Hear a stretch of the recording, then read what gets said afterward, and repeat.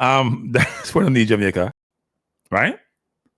The diaspora is also, hey, people in the diaspora don't have to support Jamaica, you know. I don't think local people understand that. As Leon Bailey said, I don't really talk about Leon that much, but as Leon said, he don't need Jamaica.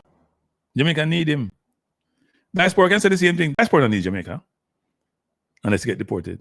I shouldn't say that enough, but that's true.